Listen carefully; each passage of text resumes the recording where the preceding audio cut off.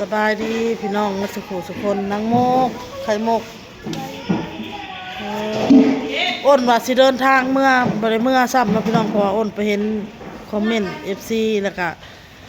โทรหาเบาเต้ว่าข่อยขออยู่น้ำแม่ก่อนเด้ออยู่อบอุ่นกับหนึ่งมากะเพิ่นเอิ้นอีหยังทางไทยบ่เนาะแต่ว่าแม่จีดก็สิขึ้นเมื่อเมียนเครื่องถ่าพี่น้องอ้นก็นับหม้อนับอีหยังนี่แหละหม้อข้าวปอกข้าวปุ้นที่เฮาเส่าเข้ามาเนาะพี่น้องเนาะสิเอาไปส่งเขาเด้อพี่น้องเด้อหลังจากนางไข่มุกนี่แหละกับทีมงานเพิ่นนี่แหละลากพี่น้องให้เล็กๆนาเกตแต่ละเกตลากแล้วเรียบร้อยเนาะพี่น้องเนาะอ้นก็สิมานับบวงมันฮอด20ก้านแล้วก็หม้อข้าวปุ้นนี้ยันแบบว่ามีคนลงตักเมื่อบ่นะตักน้ำกระป๋องปุ้นเมื่อเนาะเพราะว่าเฮาล่างเฮาก็อยากเอาไปส่งให้เพิ่นนะหนักทรงดำนี่แหละพี่น้องแม่จะไปลงมาบ่เอายังสิลงมาเอาตามกระหม้อเอาเมื่อกี้เขาใส่รถไถเช้าเมื่อนั่งเช้าเมื่อสะก้อนนั่งเป๊ปซี่งานเรียกพ่อจุนฮักจุนฮักตั้งปีป่าอยู่เรียกพ่อเสียใจมากเลยอ่ะอันนั้นก็ลูกเสี่ยวพี่น้องลูกน้องแต้วเด็กๆนี่นะได้เด็กๆคนมาซอยก็ลูกป้านน้องเขาเคยผู้ที่เพิ่นมาเฮือนอ้นแล้วก็บาปกระทำเนาะบางทิศที่แล้วเนาะพี่น้องเนาะเพิ่นก็มาแล้วมาซอยเวียกเมื่อแล้วเพราะว่ามื้อนี้เพิ่นไปเวียกเมื่อวานขาดเวียกเลยเมื่อวานมื้อนี้ไปเฮ็ดเวียกแล้วก็ไปเฮ็ดเวียกพี่น้องเนาะอ้นก็จะมานับหม้อนับห่วงเอาไปส่งกับเจ้าที่พี่น้องเด้อยังบ่ได้เมื่อเนาะขึ้นมาแล้วพี่น้องเก็บเครื่องเก็บของคนมาพักมี4 ซอมคงอยู่คงกินเหลือมีหัวหยังแหละตีนงัวพี่น้องเลยแล้วก็ข้อไก่ข้อหยังแหละเอาไว้ปิ้งพี่น้องไว้ปิ้งไว้ยังซื้อมาหุงมาไว้ตำมาเนี่ยห่วงก็มีอันอะไรเรียบร้อยตู้เย็นบะพี่ละเรือบักเพชรชำนี่บ่แม่นเรือแม่สำหรับเพชรดิบเด้ยังบักลายเขียวอ่ะบัดดีสบายดีเร็วทุกไอ้ลูกทุกสวัสดีจ้าสวัสดีครับพักห้องกระเรือลายกับปูแดงลืมไหลาเนาะข้าวเมียนสิว่าสแกงน้ำไม้ต้มจืดหรือไม่มีน้ำมันข้าวมันอ่อนต้มมามันไม่มาชิลิซื้อในกระถุงมันเฮามีแต่พากันไปวนแต่วัดโหมันเลยโอนทางพี่พักมี4 ซอมพี่น้องเอ้ยอยู่ก่อนพี่น้องเอ้ยอยู่ค่ำพ่อสะก่อนเนาะขึ้นไปขึ้นมากับบ่พาวเมื่อดอกเอาช่วยบูดแล้วแม่ต้องตาเสียดายพี่น้องตาเสียดายเป็นไม้อันนั้นข่าวมันมีผู้เฮ็ดนี่ได้จับมีผู้กำกับมัน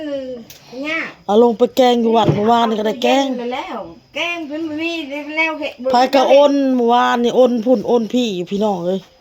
อยู่ตะวัดผมบ่อึดพอซั่นบ่อึดแนวเฮ็ดนะสารวนอยู่นี่อ้นก็มาดังไผต่อพี่น้องเอ้ยดังไผสิเฮ็ดกินลงไปค้ำเพลให้พ่อเด้อพี่น้องเด้อให้ย่าพ่อหรือว่าย่าพ่ออินนะพี่น้องเนาะซื้อแท้ซื้ออินซื้อเล่นแล้วซื้อพี่น้อง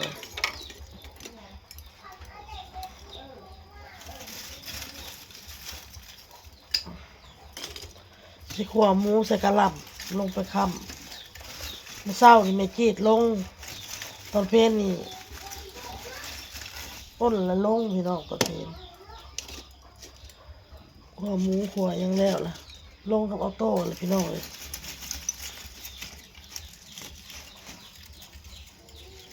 คำพอ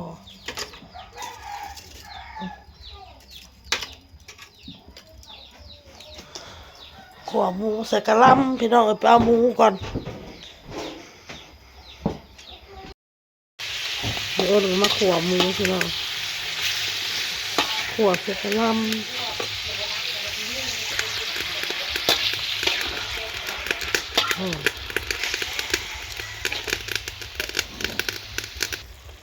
ต้นกับปรุงแล้วเรียบร้อยพี่น้องเลยใส่ น้ำตาลเป็นนัวซีอิ๊วน้ำปลาเนาะเราต้องคั่วให้ซีนหมูมันสุกซะก่อนพี่น้องแล้วก็เอากระหล่ำลง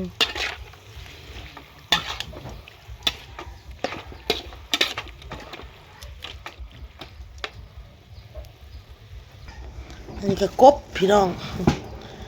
พี่นางเพิ่นซื้อมาโน่นว่าสิต้มกบป่นคิดอยากพี่น้องอยากกินป่นกบอันนี้ก็กระปูแดงเนาะ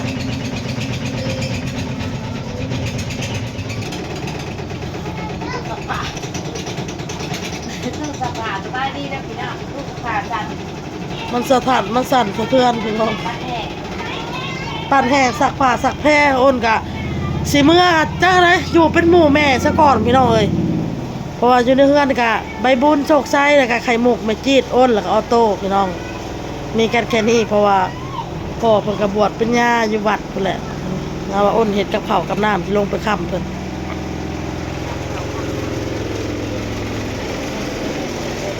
สักผ้าสักแพร่ผ้าแพร่นี่ก็เอามาแตะวัดแม่ไม่อยากได้ได้เช้า เขาอยู่เฉยลูก น้ำโซกผ่าผู้โต๊ะอันนี้มาตะวัดเลยพี่น้องเขาก็มาปั่นสักแห้งแล้วเรียบร้อยแล้วก็พับแล้วก็ลงไปส่งคนอยู่วัดนะพี่น้องเนาะนี่ผ่าไปสักศาสตร์สีดกะยืมมันแน่ยืมไทยบ้านแน่เอาไปส่งแต่ละเฮือนแต่ละเฮือนก็เลยโอ้อยู่ซอยแม่ซะก่อนพี่น้องอยู่หนึ่งมากอะซอยเรานอนละกากลับเป็นหมู่เราแหละพี่น้องพอบอกเหงาออโต้ก็กำลังเฮียนว่าวเดี๋ยวนี้กำลังว่าวเป็นเมืองนางใบบุญพี่น้อง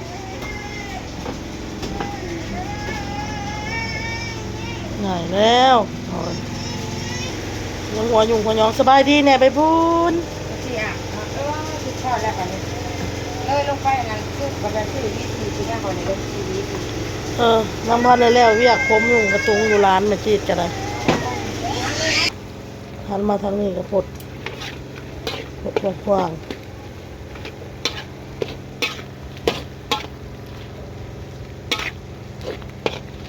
สุกแล้ววันนี้เขาก็จะเอาพักลงที่ห้องเลย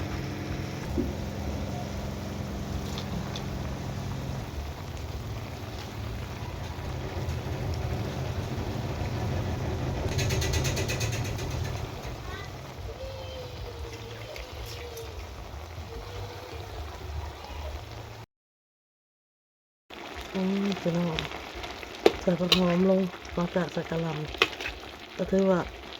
สำเร็จพี่น้องหัวผักนะครับ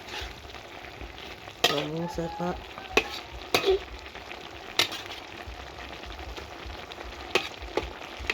มือนี้ก็เป็นมือแรกเนาะมือแรกมือกับอิฐพี่น้องที่ลงไปค้ำเพนพี่น้องเลยตอนเช้าแม่ลงตอนเพลนอ้นลงพี่น้องเลยเพราะว่าเราก็ยากร้าน2 คนมันพี่น้องอ้นก็ยากอยู่กันแหละพี่น้องเราจะสลับสับเปลี่ยนกันไปเนาะกันลงโอ้ข้างนอกพอข้างนอกแล้วบัดนี้นั่นแหละพี่น้องร้านก็ได้ตีกันเห็ดใส่กันแล้วพี่น้องกลัวครับเขาอยากเห็ดแล้วเรียบร้อยเขาก็ตาได้น้อยนี่แหละพี่น้องกับเขาก็กินหมกขึ้นมาแล้วเหรอเบาะปะก่อนโทรศัพท์นะมาจัดนี่ซอยป้าไว้มากับนั่งไข่หมกออโต้ครับพี่น้องเล่นลิ้นเด็กกระโตกนี่เด็กเอาไม่ได้ถั่วอยู่นี่ก็มีนี่เอามาถั่วได้นี่แหละ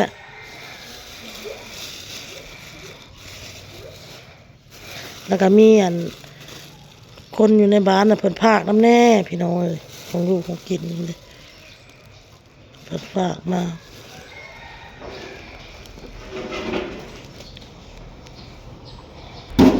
กับนางไข่มุกปูปูเดือๆเนี่ยพอพานั่งคนละนี่ถ้วยเราออกมามีจานบอกจานใส่ข้าวเจ้าใส่ข้าวเจ้ามานี่ก็เป็นผ้าเข้าที่เฮาลงมาเพนเด้อพี่น้องนั่นเลยข้าวนี่มีมะม่วงน้ำหมก นางหมุกมีดผัดเพิ่นเอาเข้าไว้ในห้องเพิ่นใส่กระเจเนาะพี่น้องเนาะผัดเพิ่นมีก็เลยขึ้นไปเอามีดมาปอกม่วงให้เพิ่นเนี่ยพ่อเพิ่นอยากกินมะม่วงสุกพี่น้องเลยเนาะกับข้าวบ่เฮ็ดลูกบ่เฮ็ดบ่เฮ็ดลิ้นน้ำน้องเด้อลิ้นน้ำน้องพอแหละเบิ่งน้องมันจะบ่วนแต่ย่าพ่อเพิ่นนั่งกินข้าวสันข้าวมากับนางไข่มุกน้องเงียบเนี่ยครูบาองค์หนึ่งเพิ่นบ่อยู่เพิ่นมีเฮือนคนตายเพิ่นไปเฮือนคนตายก็เลยมีแต่เนี่ยพ่ออยู่น้ำมุกเนาะถ้าเพิ่นสันข้าวแล้วเฮาก็ท่าเมียนพระข้าวพี่น้องล้างถ้วยล้างบ่วงแล้วเวลาจังขึ้นเมื่อ